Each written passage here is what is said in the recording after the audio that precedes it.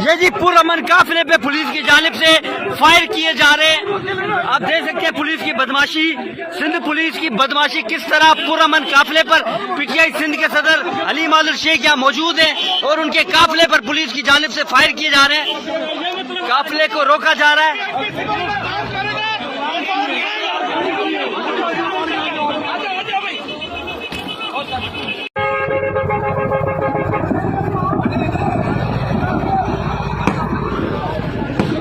गाड़ियों को टायरों पे बस्ट कर रहे हैं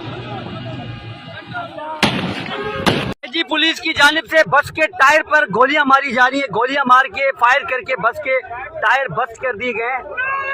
ये सिंध पुलिस की बदमाशी, ये अवाम पर सीधी गोलियां चला रही हैं, पथराव कर रही हैं, ईंटें मार रहे हैं।